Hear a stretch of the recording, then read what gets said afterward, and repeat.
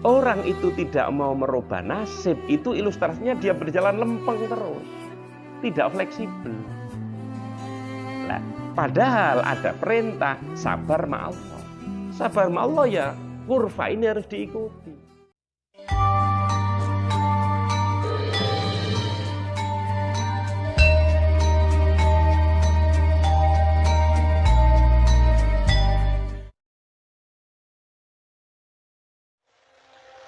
Assalamualaikum warahmatullahi wabarakatuh. Kembali lagi bersama kami Anjing Channel, masih dalam acara Nyecep Banyu Suci Perwitasari, Nyecep Barokahipun Syekh Abdul Qadir Al-Jilani. Beberapa nasihat sudah kita dapatkan untuk memagari kehidupan kita, supaya beling itu tetap elek, supaya beling itu tetap terkonsep, dan supaya kita itu walaupun beling masih ingat tentang ngaji dan nasihat-nasihat dari Kiai. Entah nasihat apa lagi Bah untuk malam ini yang diberikan kepada kami teman-teman belingers ini. Kemarin kita sudah menyinggung tentang sabar. Saya ingin melanjutkan tentang macam-macam sabar menurut Syekh Abdul Qadir Jailani. Beliau mengatakan as-sabru ala salasati adhrbin. Sabar itu ada 3 macam. Ahaduha sabrun lillahi azza wa jalla wa huwa ala adai amrihi wa intihai nahyi. Sabrun lillahi azza wa jalla. Kalimatnya loh ya. Pertama, sabar lillahi azza wa jalla. Di situ menggunakan kalimat lam. Sabar lillahi azza wa jalla. Kemudian ada sabar ma'allahi azza wa jalla. Kemudian yang ketiga ada juga sabar yang di situ dijelaskan alallahi azza wa jalla. Jadi sabar lillahi azza wa jalla, sabar ma'allahi azza wa jalla, sabar alallahi azza wa jalla. Lah sabar yang lillahi azza wa jalla adalah menjalankan seluruh bentuk perintah dan meninggalkan seluruh bentuk larangan. Itu yang sabar lillahi azza wa jalla. Kemudian ada sabar ma'allahi azza wa jalla. Sabar ma'allahi azza wa jalla adalah sabar tahta jaroyani qadaihi wa af'alihi. Sabar untuk selalu berjalan mengikuti qadha dan takdirnya Allah. Min sa'iris syada'id wal balaya, dari berbagai macam bentuk kesulitan dan musibah. Itu sabar yang ma'allahi azza wa jalla. Kemudian yang ketiga sabar alallahi azza wa jalla. Jadi sabar lillahi azza wa jalla, sabar alallahi azza wa jalla, kemudian sabar ma'allahi azza wa jalla. Lah yang sabar alallahi azza wa jalla adalah sabar ala ma wu'ida minar rizki wal faroji wal kifayah. Sabar atas sesuatu yang dijanjikan oleh Allah.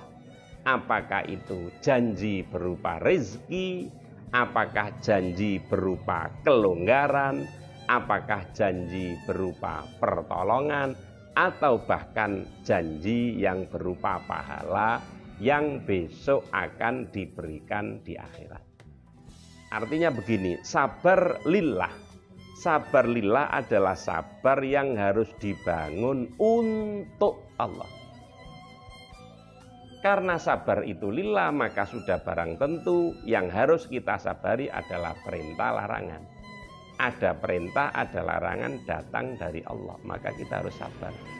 Sabar untuk memenuhi apa yang menjadi keinginan Allah, yang berupa menjalankan perintah, yang berupa meninggalkan larangan. Kemudian ada sabar ma'allah. Sabar bersama Allah. Sabar bersama Allah adalah sebuah bentuk kesabaran yang di dalamnya kita memang bersama ritme dengan qadha qadarnya Allah. Jadi kita itu harus menyamakan ritme kita dengan takdirnya Allah. Makanya diistilahkan sabar ma'allah. Allah itu sudah barang tentu akan memberi takdir, menjalankan kurva takdir, naik, turun, dan seterusnya. Lah ini ritme kita harus kita imbangkan, kita selaraskan. Karena memang yang menjalankan kurva itu hakikatnya Allah. Maka di saat kurva di bawah ya kita ikut di bawah. Di saat di atas kita ikut di atas, begitu seterusnya. Maka sabar ma'allah. Sabar yang seakan-akan kita selalu harus membersamai ritme yang sudah dibuat Allah. Kemudian yang ketiga, sabar alallah. Sabar alallah itu artinya sabar terhadap Allah. Kok sabar terhadap Allah itu apa? Allah itu sudah barang tentu menjanjikan sesuatu. Apakah itu berupa rezeki, apakah itu berupa kecukupan, apakah itu berupa kemenangan, atau bahkan apakah itu berupa pahala. Kita harus sabar. Kapan rezeki itu dibagi, kapan kemenangan itu kita peroleh, kapan kelonggaran itu kita dapatkan, kita harus selalu bersabar ala Allah. Jadi sabar untuk nunggu. Kapan ini dijatuhkan, kapan ini diberikan, kapan ini dikirimkan kepada kita. Itu adalah sabar ma'allah. Ya, jadi sabar itu kalau menurut Syekh Abdul Qadir Al-Jilani dibagi menjadi 3, sabar lillahi ta'ala, sabar lillah, sabar Allah, dan sabar ma'allah. Nah, yang tadi itu sabar dengan takdirnya Allah, sabar dengan janji-janji Allah. Nah, itu kalau dalam Al-Quran itu dijelaskan Allah tidak akan merubah nasib suatu kaum kecuali dia merubahnya sendiri. Kan ada seperti itu.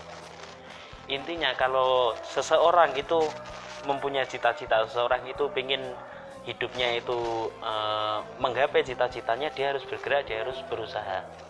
Ketika itu usahanya itu sudah maksimal mungkin dan tapi cita-citanya belum tergapai, kita itu harus bersabar, sabar, dan sabar.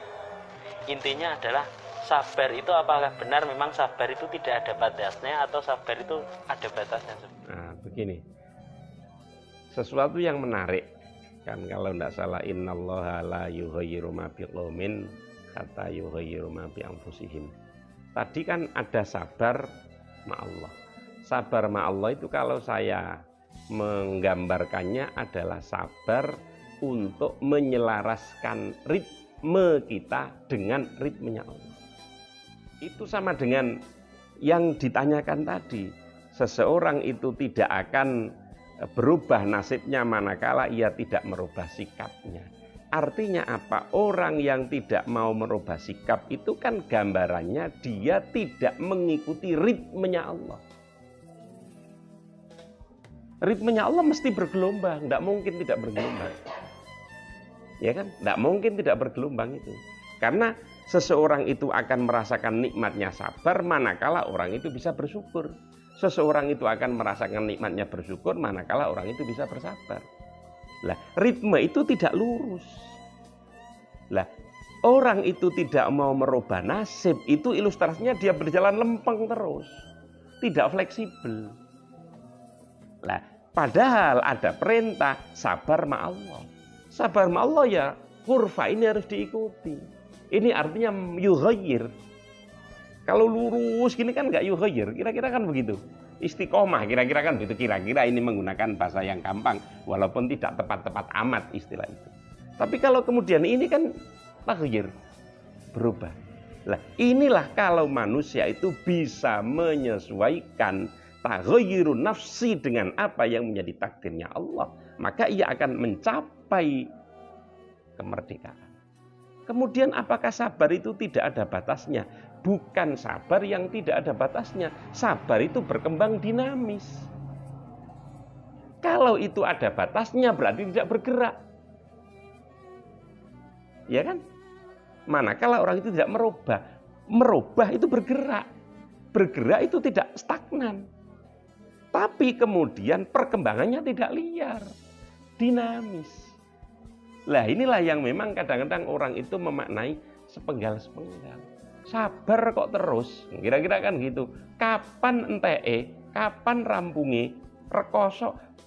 Bukan seperti itu. Karena dia tidak bisa mengikuti ritmenya saja. Sama dengan orang itu mencoba menaiki arung jeram. Dia bisa menikmati, wih, terus diikuti aliran sungai ini kemana. Tapi kalau dia melawan arus, bermasalah. Jangankan melawan arus, salah pilih jalur. Arung jeram kan gitu kan, ada jalur sini, jalur. Ini kalau salah milih jalur, berbahaya. Lah kehidupan seperti itu, ibaratnya sabar dalam kehidupan seperti itu. Kita ikuti, aliran itu kita ikuti. Sambil kita menyesuaikan, mencari. Itulah taghayyurun nafsi. La yughayyiru ma Innallaha yughayyiru ma bi anfusikum itu tadi. Yughayyir itu tadi yaitu mengikuti itu. Jadi kalau kemudian apakah sabar tidak ada batasnya? Kalimat itu menurut saya kurang tepat. Karena dinamis. Jadi sabar itu dinamis, juga kita itu mengikuti lika-liku kehidupan yang sudah ditakdirkan oleh Allah. Apakah ada pertanyaan? Tidak ada. Jadi intinya kita itu harus terus bersabar. Seperti apapun kehidupan kita, lika-likunya seperti apa, seperti tadi diibaratkan kita itu naik arung jeram. Dia mau membawa kita kemana, ikuti alirnya. Jangan sampai kita itu salah memilih jalan, karena ketika kita salah memilih jalan akan ada bahaya dalam sebuah kehidupan. Mungkin cukup sekian dari kami. Nantikan terus konten-konten kami selanjutnya dengan nasihat-nasihat dari Abah Sulahuddin Fatawi, dengan sumber kitab Nashoihul Jailaniyah, nyecep Banyu Suci Perwitosari, nyecep ilmu sejati dari Syaikhul Qadir Al-Jilani. Semoga bermanfaat. Wassalamualaikum warahmatullahi wabarakatuh.